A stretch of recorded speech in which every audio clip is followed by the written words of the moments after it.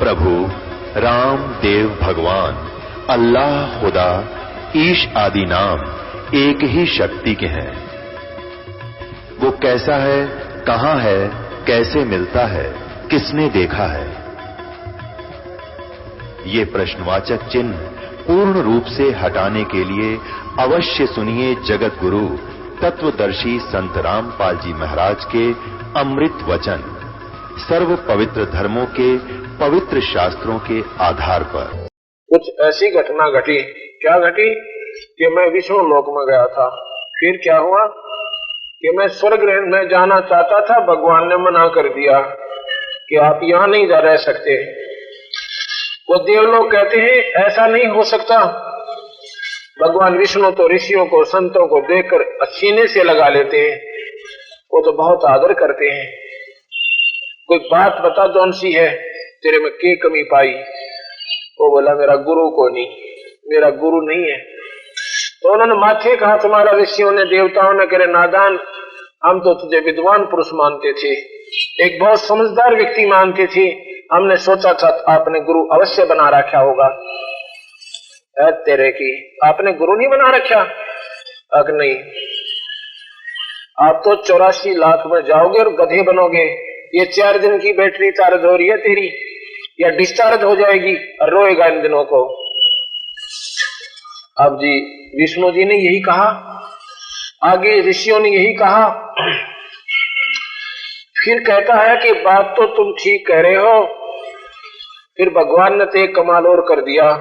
क्या कहा कि राजा जनक से उपदेश लेने का आदेश दे दिया।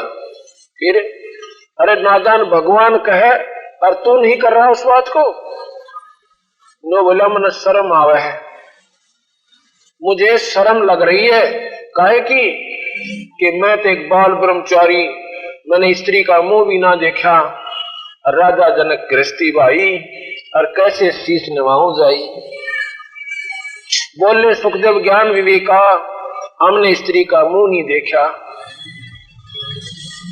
तो वहां बताया कि भाई इन बातों ने छोड़ दे और भगवान का आदेश का पालन कर लीजिए और राजा जनक से उपदेश ले ले। राजा जनक एक पहुंची हुई हस्ती है, आज के 1 नंबर के संत है। वहां से वो चल के अपने पिताजी के पास आता है, व्यास जी के पास। उसने सोचा अपने पिताजी से सलाह लेता हूँ, वो विद्वान पुरुष हैं। वहां पर जब आया, व्यास ने पूछा कि पुत्र कैसे आना हो गया आज मेरे द्वार पे? कहने लगे पिताजी एक आपत्ति आ गई मेरे ऊपर। क्या आ गई? ऐसे ऐसे मैं स्वर्ग गया था, भगवान ने रहने से अनाथ मुझे वहां मना कर दिया। भगवान ने, विष्णु ने आपको मना कर दिया, बात बता क्या है? वो नहीं मना कर सकते, वो तो सीने से लगाते हैं ऐसी पुण्यात्मा को। उसने कहा जी मेरा गुरु को नहीं, गुरु नहीं है तेरे की। अरे सुखदेव, तूने तो ला दिया बट्टा मेरी, तू मेरा पुत्र होकर और आज तक तूने गुरु नहीं बनाया। अगर नहीं जी, फूटे भाग तेरे, गुरु बना जा करके नादान, तूने जुल्म कर दिया। खोएगा इस मनुष्य जन्म को, ये बार बार नहीं मिलता है।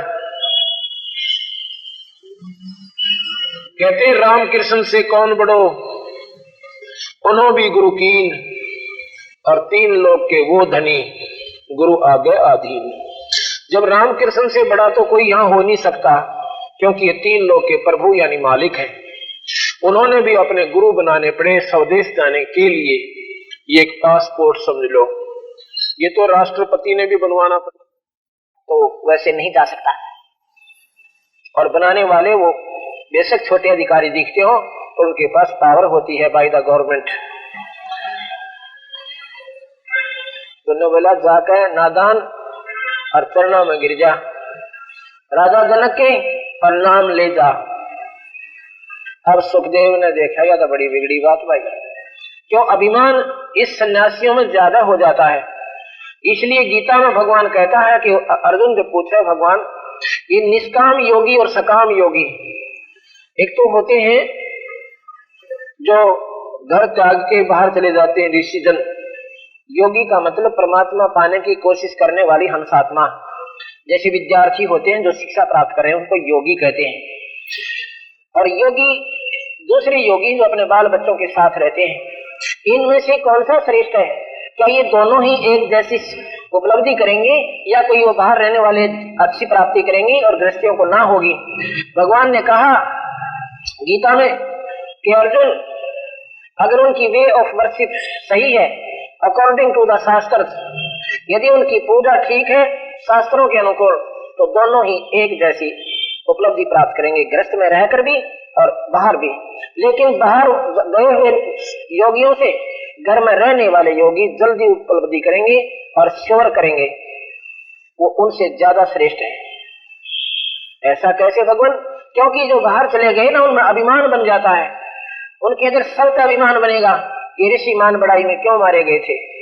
इनमें सभी में छोटी मोटी सिद्धियां होगी एक दूसरे पर प्रभुता जताने के लिए, उनमें मान बढ़ाई बन जाती। गृहस्थी में मान बढ़ाई नहीं बनती, वो सदा साधु सेवक बना रहता है, उसको कोई न कोई भय डर बना रहता है, उसमें अभिमान नहीं आता, वो जल्दी पार हो जाता है। अब सुखदेव जी राजा जनक के पास आ जाते हैं।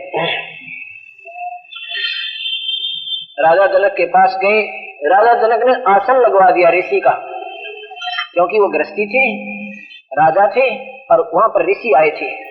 ऊंचा आसन लगवा दिया ऊंचे पलंग पर जहां ऋषियों को बैठाते थे। सुखदेव कहने लगे, नहीं गुरुदेव, नहीं महाराज जी, मैं जमीन पर बैठूंगा। की बात भी बताऊंगा। उसने सारी कहानी बताई और मैं आपसे उपदेश लेने आया हूं, मैं नाम लेना चाहता हूं, गुरु बनाना चाहता हूं आपको। अच्छा बैठो। अब राजा जनक ने सोचा कि ये कहे सुने से यहाँ पर आया है, इसके मन में श्रद्धा नहीं मेरे प्रति, अभी भी इसके मन में हीन भावना है कि ये गृहस्थी आदमी है, मैं बाल ब्रह्मचारी हूं। इसके उस भ्रम ने तोड़ने के लिए राजा जनक ने के लीला की।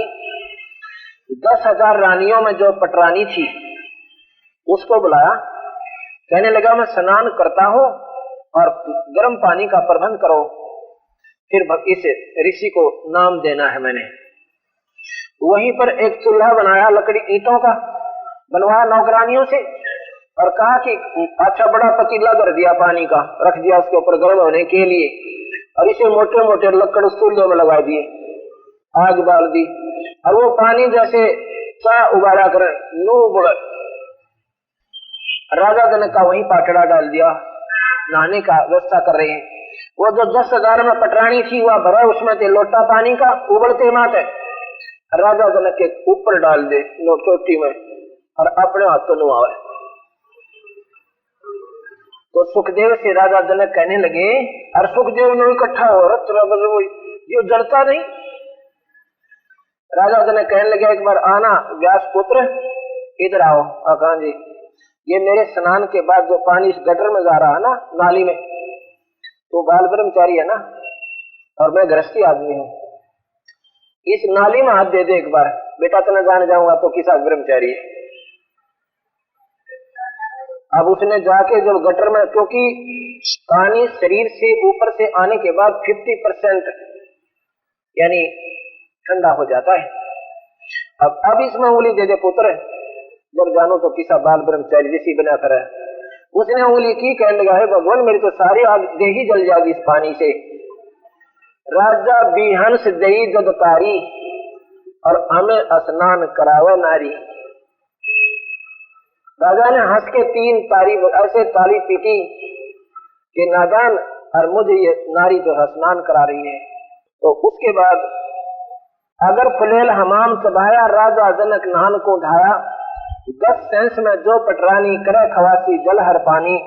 जरे अंगीठी बड़े तिस नीचे, जड़े अंगीठी बड़े तिस नीचे, राजा रानी परमल सींचे। आओ गर्भ योगेश्वर जोगी, हम राजा इंद्री रस भोगी।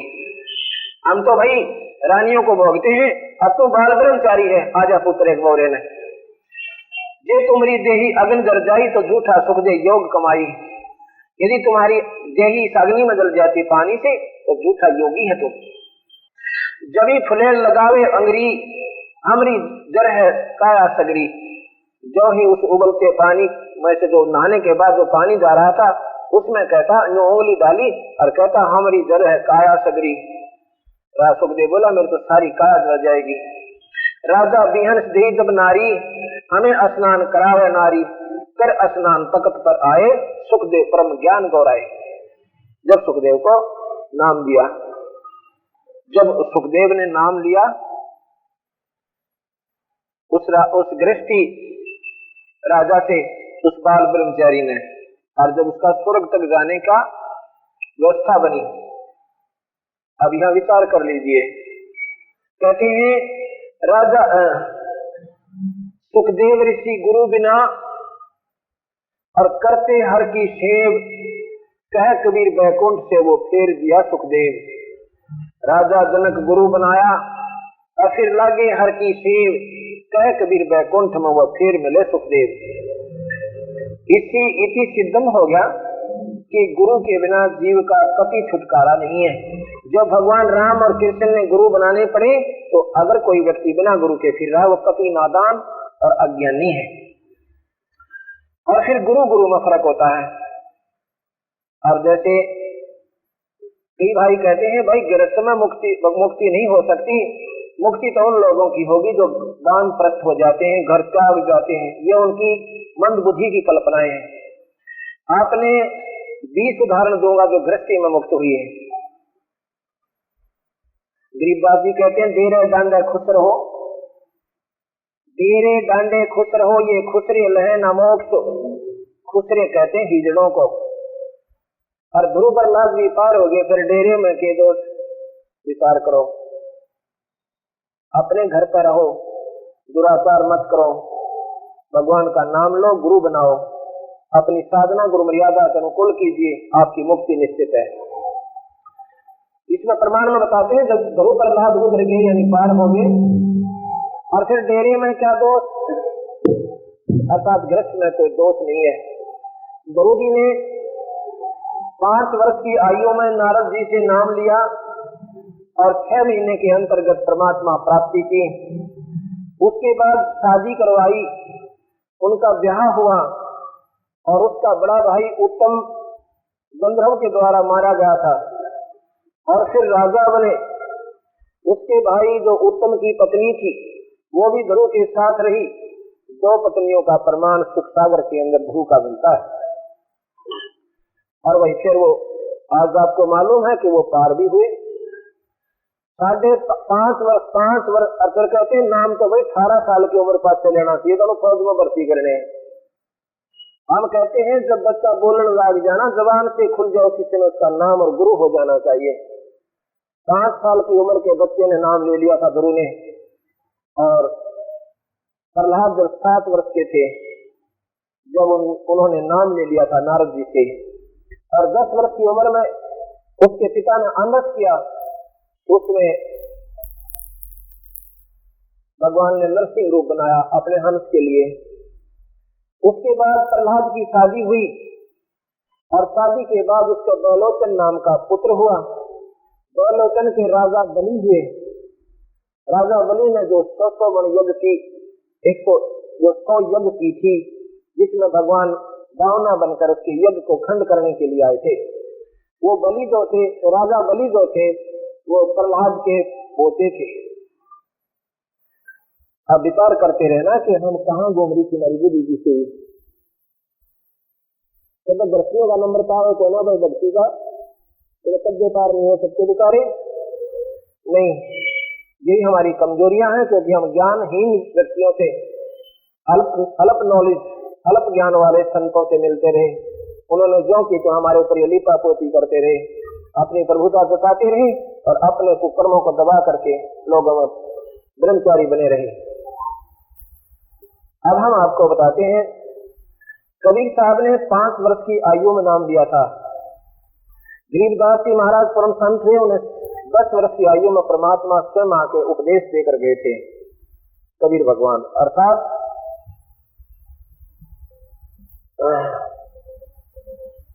परमात्मा के पाने के लिए ना तो ब्याह होना कोई बुराई है, लेकिन दुराचार बुराई है। संत पूरा हो, आपकी रहनी करनी ठीक हो, आपकी मुक्ति निश्चित है। इति सिद्धम, अर्थात ये सिद्ध हुआ कि आप गृहस्थ में परमात्मा पा सकते हो। गरीबदास जी महाराज ने ये हरियाणा के अंदर एक पहुंचे हुए महापुरुष यानी परमात्मा सत्पुरुष के अवतार आए थे। इन्होंने लीला की थी, ब्याह करवाया, 6 संतान हुई, 4 लड़के 2 लड़की, और अपना जिम्मेदारा किया करते थे, हल जोता करते थे। ये बताने के लिए कि परमात्मा पाने के लिए जंगल में जाने की कोई आवश्यकता नहीं है। अगर नाम सही है, आपका गुरु ठीक है और आपकी रहनी करनी स्वस्थ ठीक है, तो आपकी मुक्ति बिल्कुल निश्चित है, कोई शक नहीं। अब हम आपको बताते हैं कि गुरु ऐसी क्या चीज है कि गुरु के बिना गुरु गोविंद दोनों खड़े, बई काके लागू पाए, बलिहारी गुरु आपना जिन गोविंद दिया मिलाए। सभी भक्तजन मानते हैं कि परमात्मा सर्वव्यापक है, ईश्वर कण कण में विद्यमान है, इसमें कोई शक नहीं। लेकिन वो कण कण में विद्यमान परमात्मा हमें साथ नहीं दे रहा। परमात्मा वहां भी है जहां से ना जाने क्या क्या अनर्थ हो रहे होते हैं।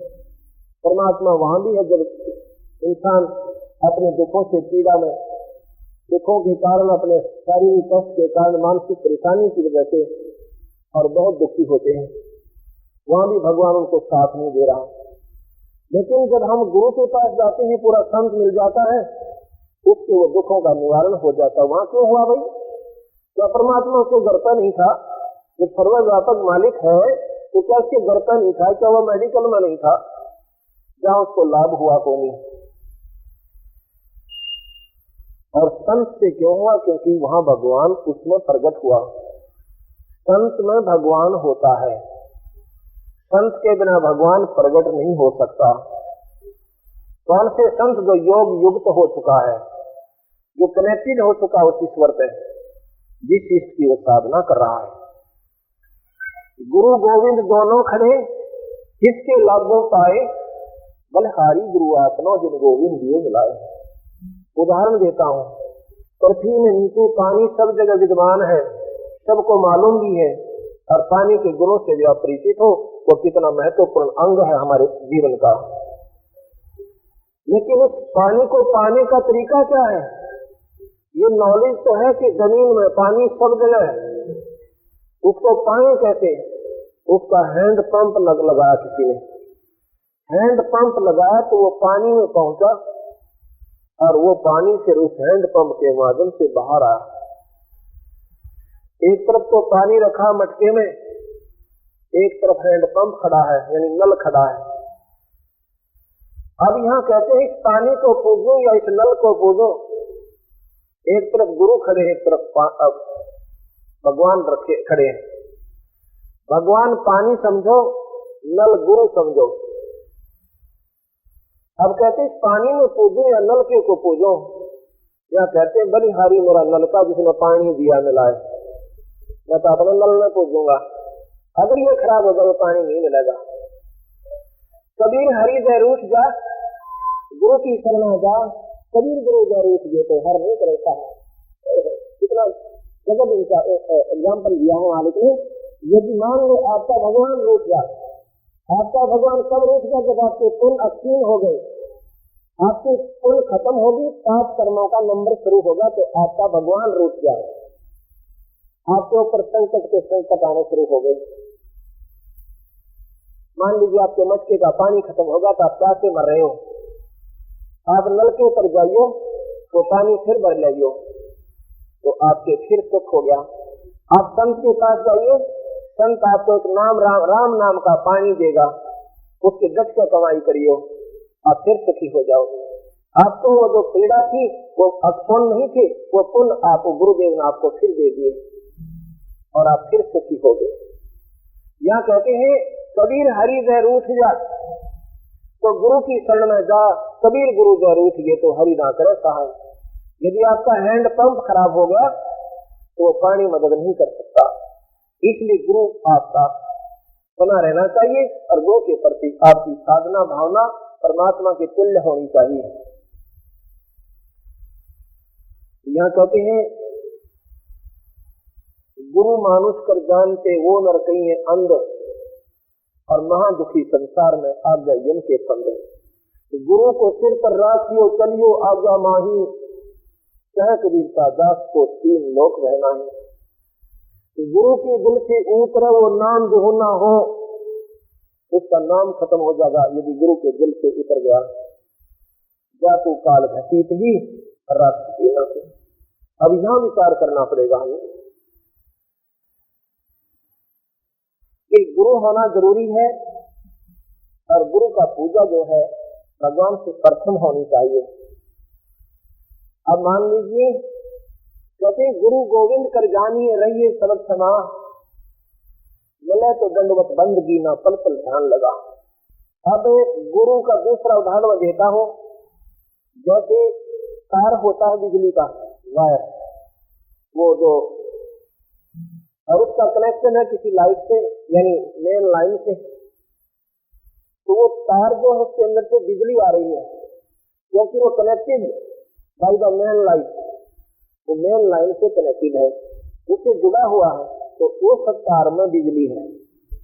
यहाँ पर बिजली का कोई तार टूट कर गिर जाए और कोई जा रहा हो तो आप नो नहीं कहोगे हट जा तार है, आप कहोगे दूर हो जाओ बिजली है। उसमें तार नहीं, तार को भूल जाते हैं, कहते इसमें बिजली है। इसलिए संत में भगवान है, ये कवर है, इस कवर को के अंदर उसने कनेक्शन कर रखा उसकी सिर पर, तो संत में ऐसे राम है।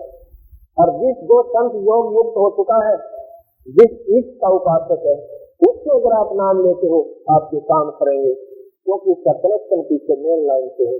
यदि वैसे कोई कार डिस्कनेक्टेड है और उससे आप 1000 कनेक्शन ले रहे हो, सारे फेल हो, आपके काम नहीं कर रहे।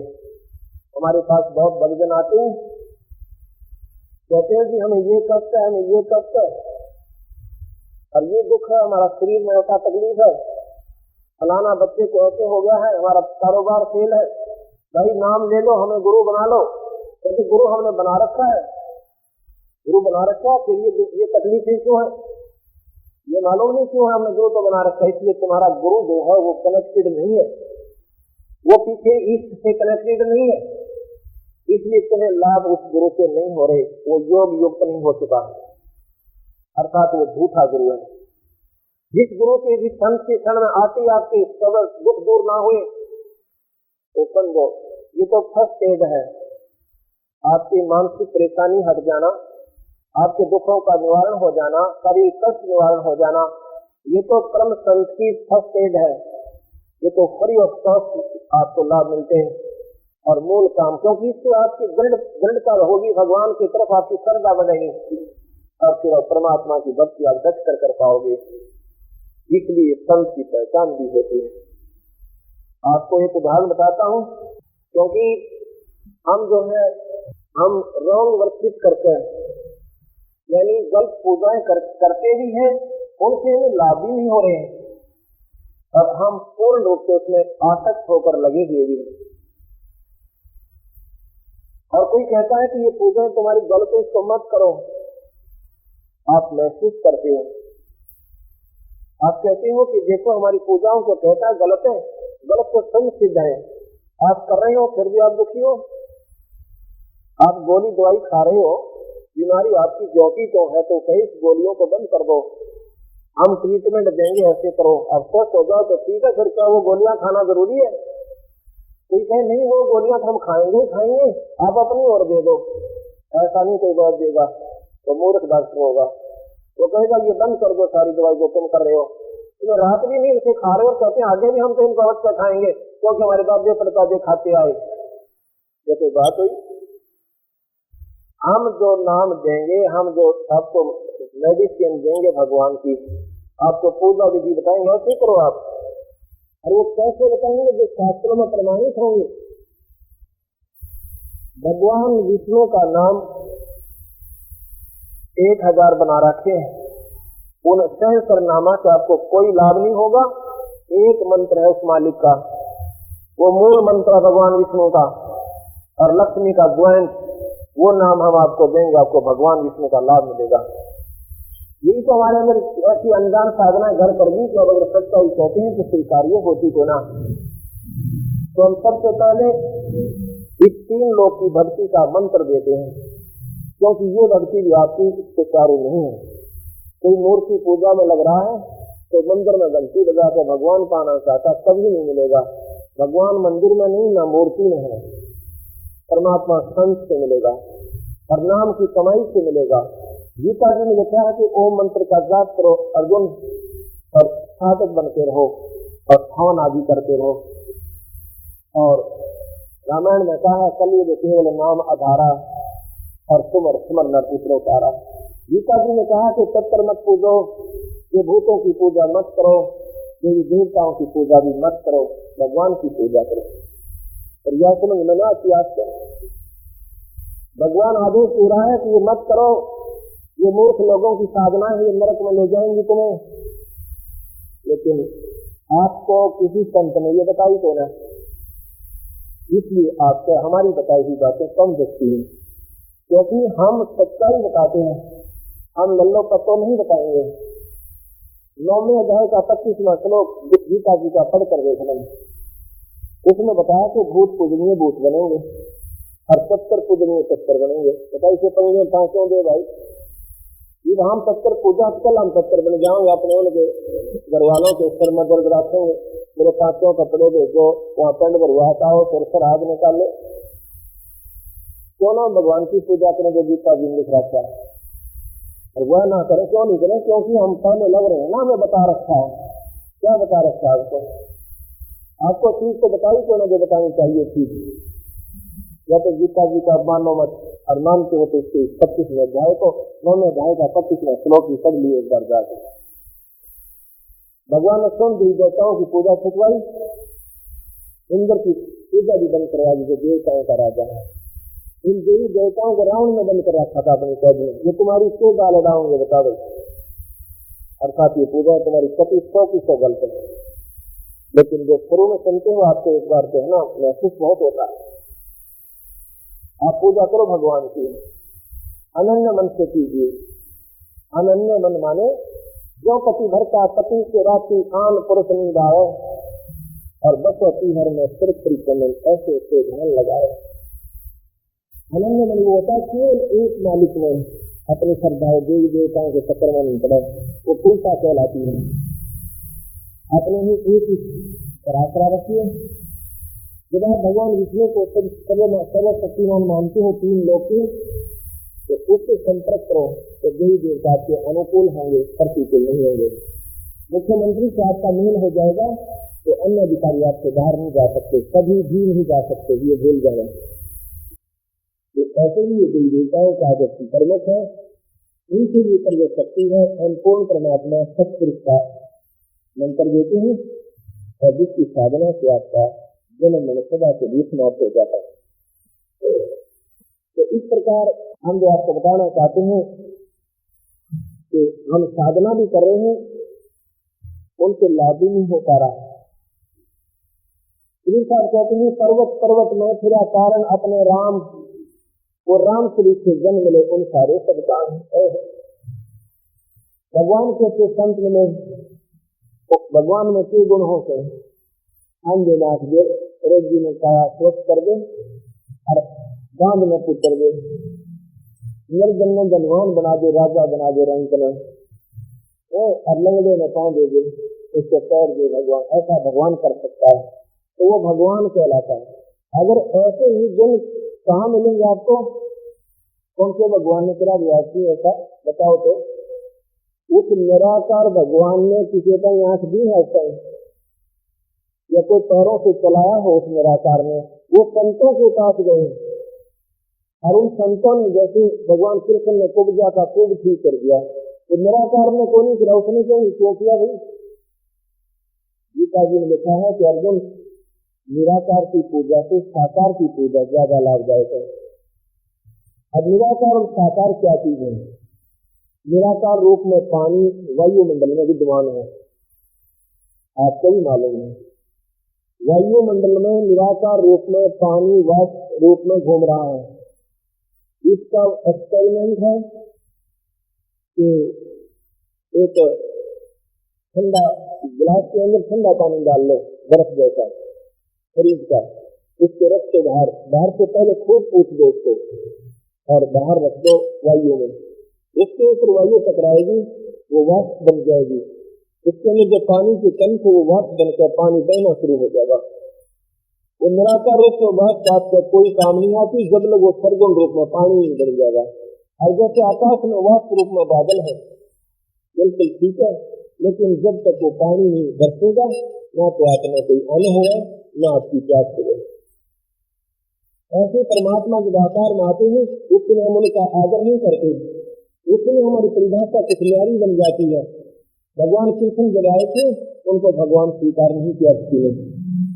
अब तो उनके जाने के बाद हम उनके गुणगान कर रहे हैं।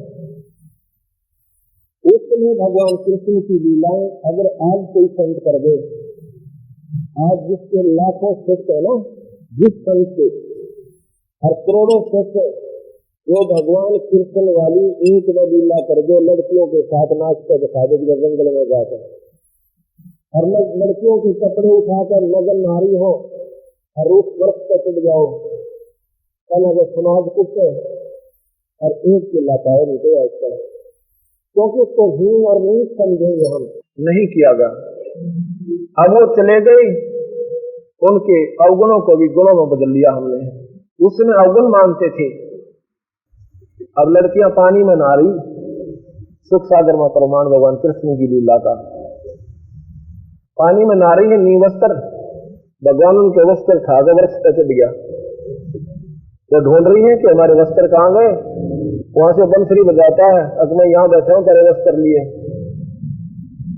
वो उल्टी सारी पानी में घुस गई क्योंकि नील वस्त्र थी, और कहते कहा ना हमारा वस्त्र दे दे। वो कहता ऐसे नहीं दे, सारी बाहर आओ। अब यह सुनाते हैं शर्म आओ उस कथा को। वो सारे नील वस्त्र बाहर आई, ऊपर में हाथ करो, और जब वो वस्त्र दिए, आज करके दिखाओ कोई लीला संत ऐसे, और मानना उसको भगवान तुम, और मान लेना संत उसको नहीं मान सकते हैं। लेकिन ये लीलाएं करके भी वो भगवान थे, लेकिन अब स्वीकार हुआ, पहले नहीं था। समय पर स्वीकार करो, उसके अवगुणों को मत छोड़ देखो संतों के, तब तो हम माने कि आप कितने उनके नियरेस्ट और कितना उन पर आस्था रखते हो। तो यही कारण होता है कि समय पर जब संत आते हैं तब हम उनमें अवगुण ज्यादा देखते हैं उनको, और भगवान कुछ और संज्ञा मानते हैं। भगवान की परिभाषा डेफिनेशन न्यारी बना रखी है हमने। वो तो निराकार होता है, वो दिखाई नहीं देता है, वो यूं नहीं करता है, और काम से कृष्ण दिया, तो फिर निराकार की महिमा क्यों गाई भाई आपने? ये बातें विचार नहीं करते आप लोग, सुनी सुनाई डेफिनेशन के ऊपर आधारित हो। तो भगवान जब आकार में आते हैं, संत रूप में आते हैं, मनुष्य रूप में आते हैं, चाहे वो 3 लोक के हैं और चाहे सतलोक वाले हैं, या पूर्ण ब्रह्म परमात्मा अवतार हैं। कबीर साहब और गरीबदास ये पूर्ण ब्रह्म के अवतार आए थे, और राम और कृष्ण भगवान विष्णु 3 लोक के भगवान के अवतार आए थे। ये भगवान के अवतार आए जब मनुष्य रूप में आए थे, और जब उनके साथ इनका संपर्क हुआ, उनके दुखों का निवारण नहीं हुआ। तो ऐसे सरगुण और निर्गुण समझना चाहिए। हमारे कबीर भगवान इष्ट हैं। कबीर साहब अनंत करोड़ ब्रह्मांड के मालिक हैं। ये बात आप प्रथम बार सुनोगे, आपके हृदय में नहीं जा सकती, ये पुनीन जैसी कड़वी है। आप क्या समझोगे कि कबीर तो भगवान था ही नहीं, वो तो एक मामूली सा संत था, वो तो एक भगत था, दोहे दाहे कहता था, और ऐसे ही अपना पानी तूना बनकर, रेजा रोजा बनकर अपना गुजारा कर रहा था, ऐसे था वैसे था। अब यहाँ यही समस्या हमारे सामने अब आई हुई है कि भगवान को भगवान सिद्ध करने में हमने मुश्किल हो रही है। ये पूर्ण परमात्मा थे, अनंत कोटि ब्रह्मांड के मालिक थे, और राम और कृष्ण केवल 3 लोक के ईश्वर थे। इनमें केवल 16 कला है, 16 कला सीमित पावर है इनकी, और इनके पिता हैं ज्योत निरंजन ब्रह्मा विष्णु महेश के, जिसको काल भगवान भी कहते हैं। उस काल भगवान की 1000 भुजा है, 1000 कला है। ब्रह्मा विष्णु महेश की माता शेरा वाली है, ये भी आपने नहीं सुनी होगी, क्योंकि ना तो शास्त्र आप तक आने दिए किसी ने, और आपने इतनी फुर्सत ना के शास्त्र सुन लो, पढ़ लो। आप केवल संतों के विचार तो सुन सकते हो घंटा 2 घंटे जाकर, और वो इन्हें लीपा पोती करके उन्होंने कुछ बताया तो नहीं आपका। ये देवी भागवत है मेरे पास, ये आम जगह उपलब्ध है। इसका तीसरा सकंद पढ़ना, इसमें आपको पता चलेगा कि ब्रह्मा विष्णु महेश की माता है और काल निरंजन इसका पति है और ब्रह्मा विष्णु महेश का पिता है। इसका नाम प्रकृति देवी है। ब्रह्मा विष्णु महेश का दूसरा रूप सतगुण, रजगुण और तमगुण है। रजगुण, सतगुण, तमगुण है। रजगुण ब्रह्मा है, सतगुण विष्णु है और तमगुण शंकर है। गीता जी का 14वें अध्याय का 3रा, 4था और 5वां श्लोक पढ़कर देखिए। ये काल निरंजन कहता है कि मैं तो सबका पिता हूँ और यह प्रकृति सबकी माँ है। इससे तीनों गुण उत्पन्न हुए ब्रह्मा विष्णु महेश, और ये जीव को उलझाए रखते हैं। तीनों के तीनों जीव में पार नहीं होने देते हैं। कौन? ब्रह्मा विष्णु महेश जीव को उलझाए रखते हैं, ये जीव को पार नहीं होने देते। ये गीता जी प्रमाण 14वां अध्याय आपको दे रहा है। अब मैं क्या बताना चाह रहा था आपको, कबीर साहब अनंत कोटि ब्रह्मांड के मालिक हैं। आपको मैंने बताया था कि भगवान की क्या परिभाषा होती है। सिकंदर की जलन का रोग कबीर भगवान ने सिर स्पर्श करके सप्रस मात्र से दूर कर दिया। कमाल नाम के एक 13 साल के लड़के को, जो कि मुर्दा जा रहा था पानी में, उसको जीवित कर दिया। भगवान कृष्ण ने एक ताम्रध्वज को, मोरध्वज के लड़के को आरे से चरवा कर जीवित किया, लेकिन अभिमन्यु को जीवित भगवान कृष्ण नहीं कर पाए, जो कि अति आवश्यकता। पांडवों का सर्वनाश हो रहा था, उनका बीज में तो था। भगवान कृष्ण उनको जीवित नहीं कर सका क्योंकि अभिमन्यु की आयु बकाया नहीं थी और ताम्रध्वज की आयु बकाया थी। उसको पुनर्जीवित कर दिया। और ये इनकी आयु बकाया नहीं थी, ब्रह्मा विष्णु इनकी इसकी कमाल की और कमाली की। कबीर साहब ने उन मुर्दों को कब्र से निकलवा कर उन अज्ञानी जीवों के अंधेरे हटाने के लिए उनको पार जीवित कर दिया। क्योंकि ये इतिहास ज्यादा लंबा चौड़ा नहीं है। भगवान कृष्ण की लीलाएं 5,500 वर्ष पुरानी है और आज भी हम उनको सत्य मानते हैं। और कबीर साहब की 550 वर्ष पुरानी है, उनको भी लोगों ने जाना नहीं, क्योंकि किसी ने हिम्मत ना करी इनको भगवान सिद्ध करके प्रचार करने की। सभी घबराते रहते थे, कौन मानेगा, कबीर भगवान है, हम मनाएंगे कबीर भगवान है। कैसे? क्योंकि परमात्मा जैसी संज्ञा, जो गुण जिसमें है वही ईश्वर है।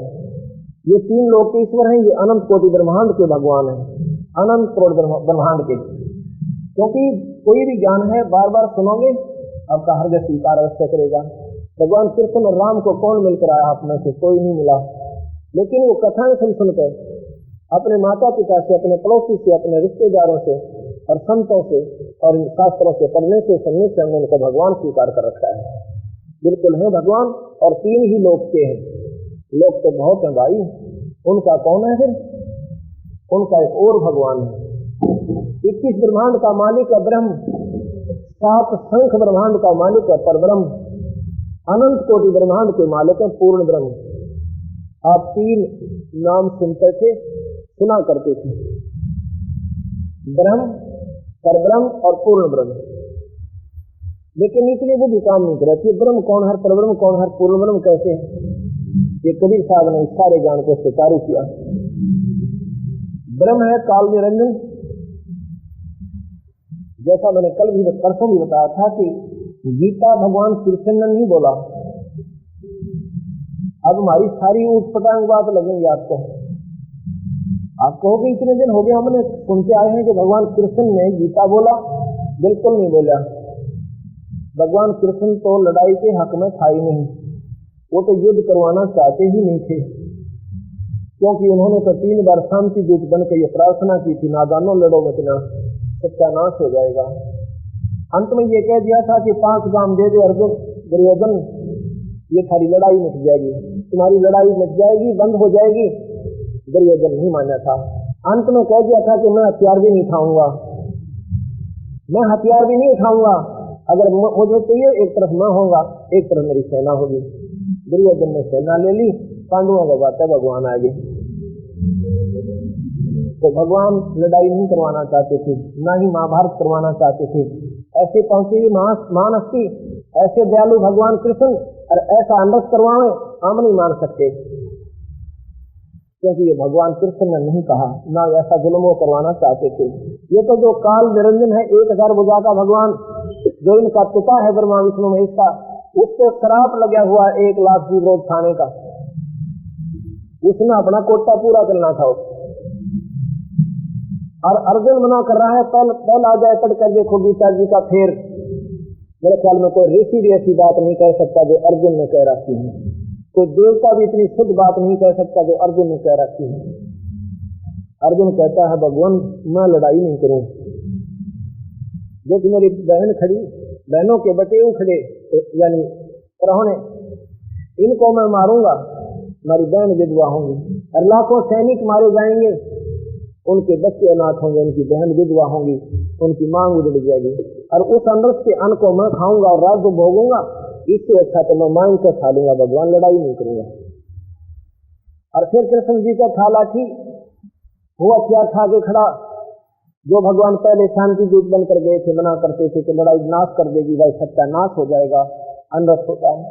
तो भगवान ऐसा कह सकता है? फिर तो दोगला भगवान हो जाओ, पहले लड़ाई करना तो फिर लड़ाई करवाओ। लेकिन ऐसा नहीं था। इस काल में सोचा निरंजन ने, जो गीता जी के 11वें अध्याय के 32वें श्लोक में कहता है कि अर्जुन मैं सब लोगों को खाने के लिए आया हूं का कि मतलब कृष्ण तो वही ना खड़ा था, यानी वो कहीं और से अपने लोक से आया था। एक निरंजन लोक है 21वें ब्रह्मांड के अंतिम छोर पर, वहां से आकर गुप्त रूप में जैसे प्रेत आत्मा प्रवेश कर जाती है, ओरिजिनल आत्मा को दबा देती है। कृष्ण ने तो गुना दे रहा, मैंने गीता में कहा कि था, ये महाभारत का प्रमाण आपको बताऊंगा मैं कि जब कृष्ण अर्जुन ने पूछा था भगवान वह गीता एक बार फिर सुनाना, भगवान ने बोला मेरे को याद ना, मैंने कही थी इसे सिद्ध होगा। भगवान कृष्ण ने गीता नहीं बोला, वो 1,01,000 भुजा का भगवान काल उसमें प्रवेश कर गया और वो ब्रह्म है, उसका ब्रह्म भी दूसरा नाम है। गीता जी में ब्रह्म तक का श्रेष्ठ ज्ञान है, ब्रह्म तक की साधना का बिल्कुल उत्तम ज्ञान है, इससे श्रेष्ठ ज्ञान नहीं हो सकता। ब्रह्म कौन है? स्वर्ग, नरक और 84, ये आपकी नहीं मिल सकती अब तो ब्रह्म। इससे ऊपर की साधना पर ब्रह्म की है और उससे फिर ऊपर आपने जाना है वो पूर्ण ब्रह्म की साधना, वहां आपका जन्म मरण समाप्त हो जाएगा। तो यहां पर हम जो कहना आपको चाहते थे कि अब हम साधना भी करें तो करें किसकी, ये विचार करना पड़ेगा। जब हम सत्संग में आते हैं तो नरे नरे विचार दिए जाते हैं, हर पहलू पर आपको ज्ञान मिलता है। ये सब खेल जो है ये काल निरंजन करवा रहा है, 1 लाख जीवों का आहार करता है, हमें झूठे रंग में रंग रखा है। ये तुम्हारे बेटे हैं, तुम्हारी बेटी हैं, ये तुम्हारे रिश्तेदार हैं, ये तुम्हारी संतान और संपत्ति है, और समय आने पर हमें खत्म कर देता है। ना न्यू देखता कि इसका बेटा मर गया, जिसके एक ही पुत्र था वो भी मारा जाता है, वो माता पिता फिर चुप कर अपना जीवन व्यतीत करेंगे। और फिर भी भगवान कह रहे हैं, भगवान कभी मारते नहीं, परमात्मा दुखी नहीं करते, सुखी करते हैं। फिर हम कहते हैं ये तो अपना कर्म भोगना होता है, ये हम किस लिए आए हैं कर्म भोगने के लिए? कर्म कराए हमारे से किसने? ये मन रूप में काल हर इंसान के अंदर विद्यमान है। ये मन जो है ये स्वयं निरंजन है, ये ब्रह्म का अंश है, इसने सारे उल्टे काम कराने का ठेका ले रखा है। जो भक्ति नहीं करने दे, उल्टे काम कितने करवा ले, शराब पिवा ले, सिनेमा देख ले, सारी रात 3 वीडियो फिल्म देख लेंगे, और भक्ति में सत्संग की तरफ कह दे आलस सब सुबह देखेंगे तो विश्राम करते हैं, थक गए।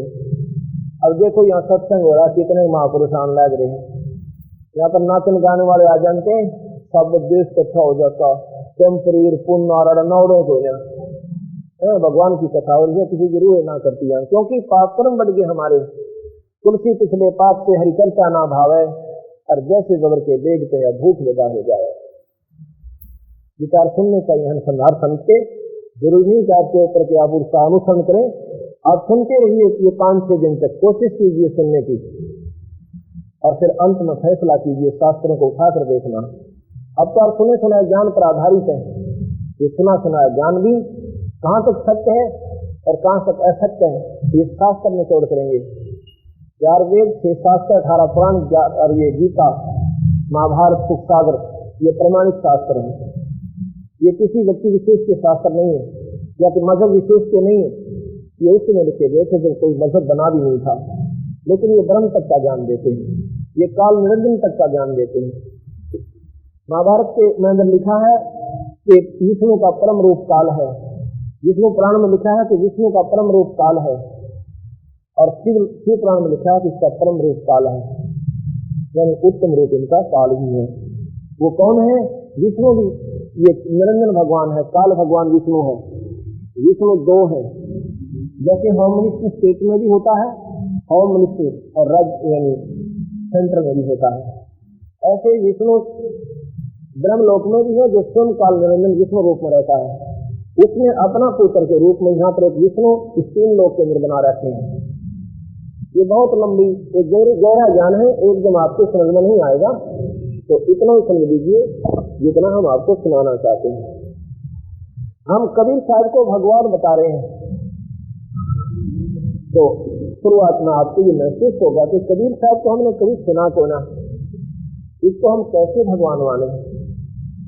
मैंने आपको 4 उदाहरण दे दिए। कृष्ण जी को कैसे माना हमने कि उसने कामर जग को जीवित कर दिया, आरे से गिरे हुए को। और कबीर साहब की महिमा सुनाता हूँ। एक समय की बात है, जब कबीर साहब के 64 लाख शिष्य हो चुके थे, आज से 550 वर्ष पूर्व, उनमें से एक सम्मन नाम का मनियार उनका शिष्य था। 3 प्राणी थे घर में। सम्मन के पुत्र का नाम सेऊ था और पत्नी का नाम नेकी था। एक दिन क्या होता है कि भगवान कबीर साहब उस सम्मन के घर पर पहुंच जाते हैं। वो गरीब बहुत था, बहुत गरीब था, इतना गरीब था कि कई बार तो बिना खाए सो जाया करते थे, अनुपलब्ध नहीं होता था सम्मन के परिवार को। शाम के समय कबीर साहब और साथ में शेख फरीद और साथ में कमाल, ये तीनों के तीनों और सम्मन के घर पर द्वार पर खड़े हो जाते हैं। शाम के समय जाके आवाज लगाते हैं, और उससे पहले वो तीनों प्राणी अपने घर में बैठकर भगवान गुरुदेव की, अपने गुरुदेव की चर्चा कर रहे थे। वो कह रहे थे कि हमारे गुरुदेव के बहुत शिष्य हो चुके हैं, और हमारा ऐसा सौभाग्य कहाँ है कि हमारे घर पर भी कभी भगवान आ जाए, हमारे गुरुदेव आ जाए। ऐसा विचार आप तो वैसे ही कर रहे थे। इतने में क्या देख रहे हैं कि बाहर से आवाज आ रही है, कोई बोल रहा है। तो सम्मन कहता अपने पुत्र से कि पुत्र देखना बाहर कौन बोल रहा है। शिव कहता है कि लगता है पिताजी गुरुदेव जैसी आवाज है, गुरुजियों जैसी आवाज आ रही है।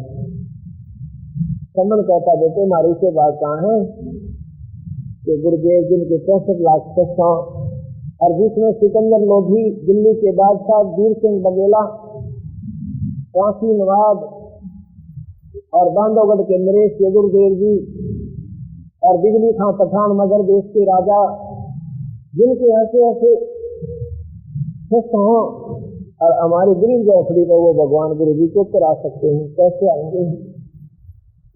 इतने में सेव बाहर आता है, देखा पिताजी गुरु जी आ गए हैं, गुरु जी आ गए, गुरु जी आ गए हमारे द्वार पे। हो तो गरीब के घर पर अरे कैसे संत आ जाए, उनकी खुशी का ठिकाना नहीं होता है। तीनों के तीनों नंगे पैरों भाग लिए और सामने जाकर उनकी तरफ देख कर जो देखे भगवान ये स्वप्न है कि हम सच्चाई देख रहे हैं। आंखों से पानी गिर रहा है और रो रहे हैं और बार बार देख रहे हैं, कभी चरणों में गिर जाते हैं, कभी खड़े हो जाते हैं। तो परमात्मा इस गरीब के द्वार का शुक्र आना होगा। कमाल कहता भाई गुरुजियों को अंदर से ले चलो, क्या बाहर ही खड़ा रखते, उनको खुद भी नहीं, तुम कहाँ खड़े हो, रो रहे हैं और कभी गुरुदेव के मुंह का ना देख रहे हैं, मुंह की तरफ देख रहे हैं कि वही है, कोई और तो नहीं है। फिर अंदर जाते हैं, फटे पुराने बस्तर से कपड़े थे और जमीन पर आसन लगा दिए। गुरुदेव बैठ गए, साथ में वो दोनों भक्त आत्मा बैठ गई। सम्मन उनसे बातें कर रहा है। गुरुदेव आपके पर दर्शन दिए, गरीब गौत्री कहे मालिक हमारा कौन सा पुण्योदय हुआ जिसके परिणाम स्वरूप आपका यहाँ आना हो जाए। तो इस साहब कहने लगे अभी हमने आगे जाना था और आपकी याद बहुत आ रही थी, तो क्या आज मिलकर चलते हैं। उधर से ये कमाल जो था, जो मुर्दा जिंदा किया था भगवान ने, कबीर साहब ने अपने बच्चे के रूप में रखा था। कमाल के मन में अभिमान हो गया था कि मेरे जैसी जितनी सेवा गुरुदेव की कोई कर नहीं सकता। ऐसे उसने कईयों को कह दिया था। उन्होंने गुरुदेव को बता दिया महाराज ये कमाल ऐसे कह रहा है कि मेरे जैसा सेवक गुरुदेव को मिला तो नहीं। तो कबीर साहब ने उसके धर्म को तोड़ना था कि इतने सेवक कद दे रहा है कौन। सेवकों को तो जानता नहीं, सेवक होते कहते हैं। तो क्या बना दिए, अंदर बैठ गए। थोड़ी देर के बाद सम्मन कहता है महाराज जी भोजन की सुनाओ। कबीर साहब कहते हैं नहीं भोजन खाएंगे, पैदल चल कर आए, भूख लगी है। अच्छा गुरुदेव अभी बनवाता हूँ। अपनी पत्नी नेकी को जाकर कहता है कि नेकी भोजन बना दो, गुरुदेव के लिए भूख लगी है। नेकी कहती है घर में अन्न नहीं है, एक दाना भी नहीं है, भोजन कैसे बनाऊं। कहता किसी घर से मांग कर ले आओ उधारा। कहने लगे उधारा भी कोई आज जानबूझ कर नहीं दे रहा है। क्यों नहीं दे रहा है? क्योंकि हम कहते थे ना हमारे गुरुदेव ने कमाल जीवित कर दिया, हमारे गुरुदेव ने सिकंदर लोधी की जन्म को खत्म कर दिया, हमारे गुरुदेव ने रामानंद को जीवित कर दिया, एक लड़की को जीवित कर दिया जो कब्र में से निकालते हैं। ये गांव वाले हमारा मजाक करते थे, ये कहते तुम झूठ बोलते हो, ऐसा हो ही नहीं सकता। और आज मैं मांगने गई तो कहने लगे आज तुम्हारे गुरुजी आ रहे हैं, तुम्हारे घर में भर देंगे, आज तुम्हारा घर भर देंगे, तुम्हें क्या जरूरत है मांगने की, तुम्हारे गुरु तो बहुत पहुंचे हुए हैं। उधर से अपने तीर को लेगी उतार के वह अपनी वायल, अपना ये कपड़ा सिर पर रखने वाला तीर उसको ले जाती है कई घरों में। ये मेरा एक तीर गिरवी रख लो और मुझे 2-3 सेर आटा दे दो, बस तुम्हारा आटा दे जाऊंगी, अपना तीर ले जाऊंगी। कहने लगे नहीं आपको तुम्हारे गुरुजी आ रहे हैं, यही तुम्हें पूरा कर देंगे। ऐसे अभिमानी लोग उस नगरी में रहते थे, भक्तिहीन हो चुके थे वो, क्योंकि उनको कोई ऐसा संत मिला नहीं था जिनके कारण उनके घरों में ऐसे कोई खेल के चमत्कार यानी कि ऐसा रिलेशन हो। तो सम्मन कहने लगा कि कहीं नहीं मिला था, कहीं नहीं मिला, या तेरे तीर में रखा हूँ गिर गए। वो कहती है मैं तीर लेकर गई थी, आज कोई नहीं देता क्योंकि ये फटा हुआ 2-3 जगह से। अब सम्मन अपने मन में विचार करके जमीन पर बैठ जाता है, आंखों से पानी गिरे हैं, अपने माथे में हाथ मारा है कि पहली बार तो गुरुजी आए करते हैं। अब देख कर्महीन इंसान में आज मैं खाना नहीं खिला सकता अपने प्रभु को, अपने मालिक को। नेकी कहती है रोने से कुछ नहीं बनेगा, हिम्मत करो, ऐसे करो तुम दोनों पिता पुत्र रात्रि में चोरी कर लाना, किसी खेत के जाकर चोरी कर लाओ और 3 सेर आटा लाना, ज्यादा नहीं। अब वो छोटा सा लड़का 12-13 साल की आयु का जो था, तो रोजाना माँ बाप से सुनता था बेटा चोरी करना महापाप होता है। वो लोग नरक में जाते हैं जो दूसरे का माल हरते हैं। और उस दिन अपनी माँ के मुख से मुखारबिन से सुन रहा है कि माँ कहती है बेटा वो चोरी करके लाया। तो केहू कहने लगा माँ आप क्या कह रहे हो, जो चोरी करते हैं उनका सत्यानाश होता है, वो सर्वनाश को प्राप्त होते हैं, माँ ऐसी बात मत कहो। अब माँ कहती है बेटा तो नादान है, तुझे मालूम नहीं, चोरी को दान कर दे इसमें पाप नहीं। तो वो कहता है कि माँ देखो वैसे तो मैं आपकी बात को गलत नहीं मानता, लेकिन चोरी जब हो जाएगी की जाएगी जब मन में गलती बिगड़ेगी, हमारी भावना बिगड़ जाएगी, चोरी की जाएगी, नहीं तो चोरी नहीं बनेगी। कहने के बेटा भावना नहीं बिगड़ेगी, ये ऐसी चोरी है कि इस नगरी का उद्धार हो जाएगा, नहीं तो ये नगरी गर्क हो जाएगी, खत्म हो जाएगी। क्योंकि आज ये जानबूझकर संतों को भोजन देने से इनकार कर रहे हैं। ये अभिमानी लोग हो चुके हैं, ये पैसे वाले हैं। और इस नगरी का अन्न इन संतों के भोग लग जाएगा बेटा, या नगरी बच जाएगी, ना तो या गर्क हो जाएगी या समाप्त हो जाएगी। नहीं तो एक नगरी में 3 आदमी 3 अतिथियों का कोई भोजन दुबर नहीं होता है। ये जानबूझकर बकवाद कर रहे हैं, ये मजा कर रहे हैं आज हमारा, क्योंकि हमारे गुरुदेव के गिलाहा मानते हैं, एक गरीब मानते हैं और कहते हैं तुम डीन मारते हुए ऐसा कर नहीं सकता। तो फिर प्रहलाद को क्यों कहता मां अवश्य चोरी करने जाएंगे। दोनों पिता पुत्र जाके एक बनिया यानी सेठ के घर पर की दुकान में चोरी, बाहर से कुंडल लगा दिया, यानी उसमें सुराख बना लिया, एक व्यक्ति अंदर जाके सामान निकाल लाया। तो उससे सुराख के अंदर से सम्मन जाने की चेष्टा करता है। तो वो कहता नहीं पिताजी आप मत जाओ, मैं अंदर जाऊंगा, क्योंकि आप बुजुर्ग बड़े हो, मैं छोटा बच्चा हूँ, हो सकता मैं पकड़ा भी जाऊंगा तो लोग ये सोचेंगे बालक अच्छा ना जानने कर भी छोड़ दो इसको, और आपको नहीं रखेंगे पिताजी, आप मारे जाओगे। फिर भी नहीं मानता, समझ नहीं कहता अगर तो मर गया तो फिर हम, आप मर गए तो हम किसके सहारा जीवन व्यतीत करेंगे। पिता पुत्र में वहां खींचा था श्रीमती।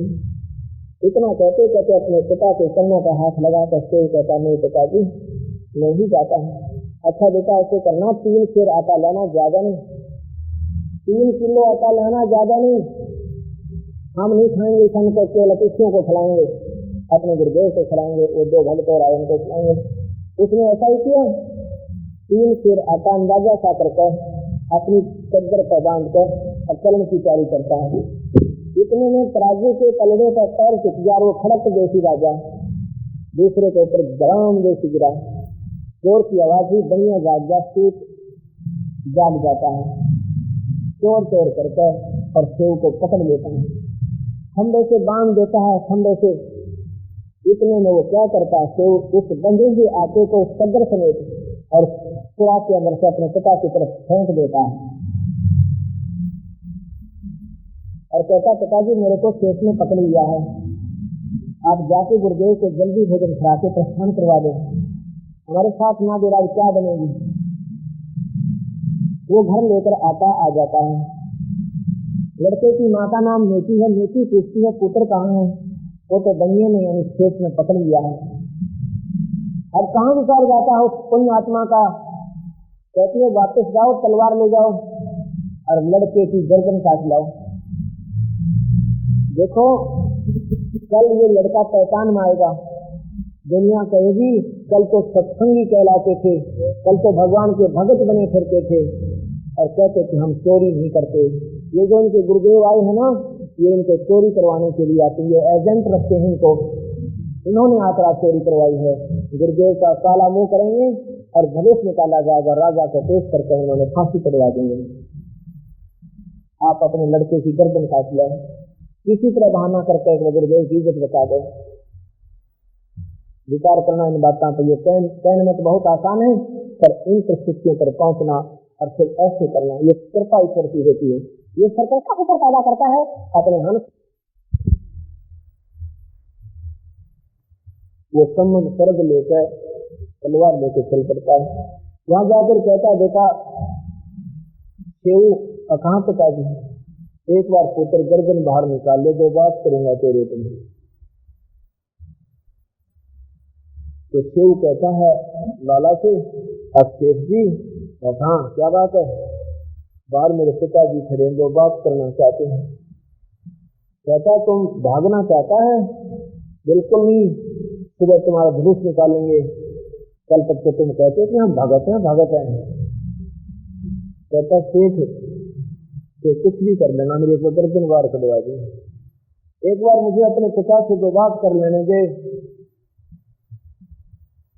तो सेठ ने सोचा कि कौन सा भाई इसने तो गना दम लूट रखा, 3 सेर आटा लेके गया है, उसने रस्से पैर को बांध कर और ढीला कर दिया, यानी लूज कर दिया उसे, इतना लूज कर दिया कि उसका सिर बाहर निकल गया। बात कर ले अपने पिता से, फिर खींच लूंगा वापस।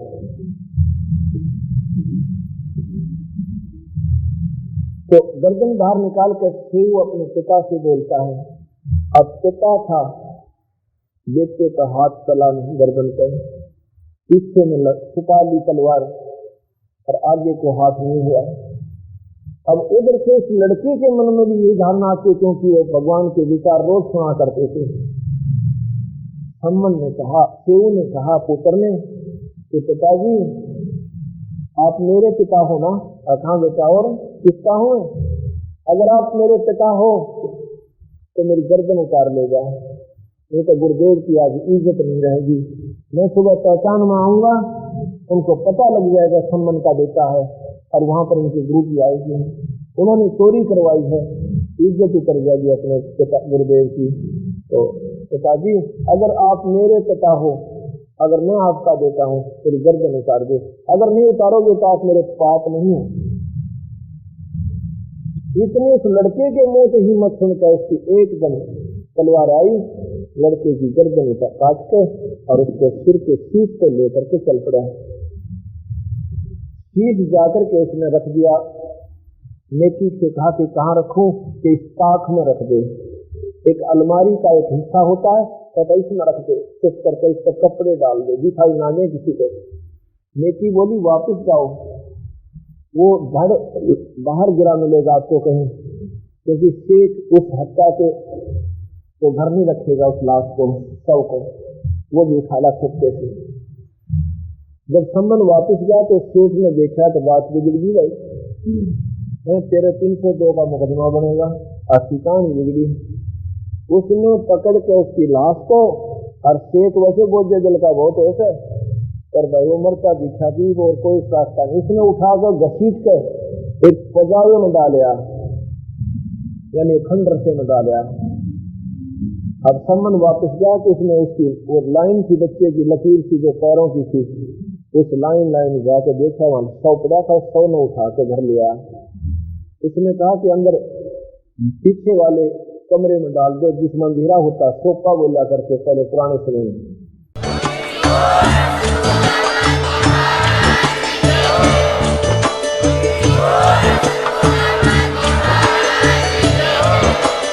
आप सुन रहे थे जगत गुरु तत्वदर्शी संत रामपाल जी महाराज जी के मंगल प्रवचन। अधिक जानकारी के लिए विजिट कीजिए हमारी वेबसाइट www.jagatgururampalji.org। संत रामपाल जी महाराज जी के शुभ आशीर्वाद से पूरे विश्व भर में 500 से भी ज्यादा नाम दीक्षा केंद्र हैं, जिन पर संत रामपाल जी महाराज जी द्वारा ऑनलाइन निःशुल्क नाम दीक्षा दी जा रही है। अपने नजदीकी नाम दीक्षा केंद्र का पता करने के लिए संपर्क करें 8222880541।